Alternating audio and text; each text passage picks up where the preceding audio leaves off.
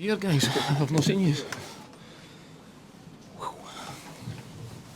that feel a bit like a game of two halves for you there? Absolutely. A great game for the neutral probably as well. Not so much for a coach at the side of the pitch, but I think massive credit to the players for the second half performance and hanging in there in the first half, to be honest, because Rangers started miles better. We didn't quite get it right. A few individual errors at times, but not just that. I thought the shape were a little bit gun-ho, a little bit trying to really get on the front foot and get after Rangers. But if you don't quite get that right, they show you how good they are and how much they can punish you. And we certainly felt that in the first 20 minutes. Had to rely on the goalkeeper a couple of times and hanging in there. Tweaked the shape a wee bit, which definitely helped. We lost a lot of possession in the game at that point, but we're a lot more solid and managed to get in at half-time just to 2-0.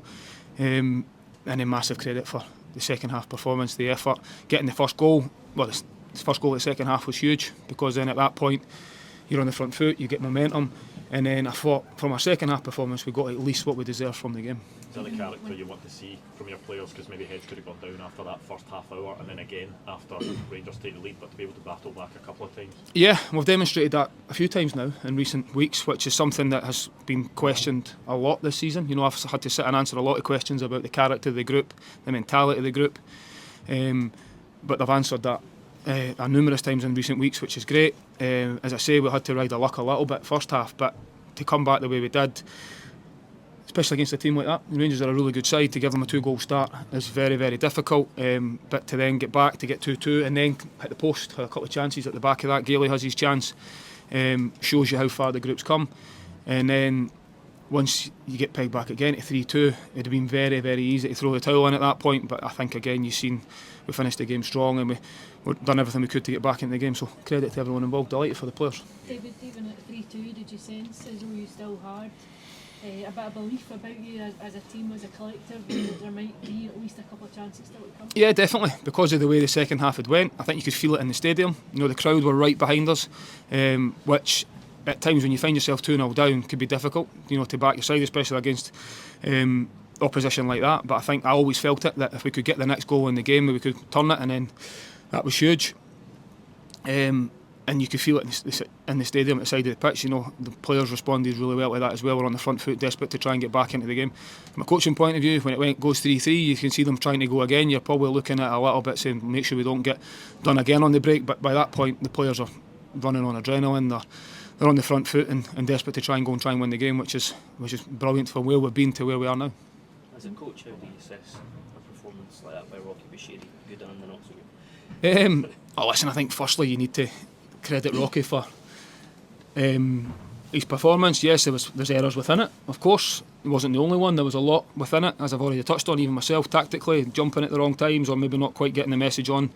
We need to look at that, because when you lose 3 goals, there's definitely areas to improve. But I think when you then show the character from making a mistake or having to deal with that, there's no better way to do it than to go and score a goal. But then also, not just that, how he performs in other moments within the game. So, Rocky obviously scores the goal and does great in the game, but collectively, second half, I thought the effort, the desire were clearly there from everybody. But again, as I've said for many weeks now, there's still a lot to work on. We know that. We're not getting carried away at all, but at least the positivity's still there and we can keep this run going. Since Pittodrie, really, Martin Boyle's kind of really kept on. What's been the secret to that? Confidence with Boyle as well. You know, at the same time, he played a lot at the start of the season with an injury. Then he obviously was out once he had his operation on his injury, and at times Martin Boyle's been so successful at his football club in terms of his level of performance and how effective he is at this level. And when he slightly dropped that level of performance, he's obviously came out of the team, but he's also dealing with his injuries and setbacks of where he was. He's responded in the right way. He had to find himself not in the starting 11, which has probably not happened to him as well, whilst he's been at Hibs for a while now. So to show that character, to keep working hard, to wait for his opportunity, and he's got back into the team and he's playing with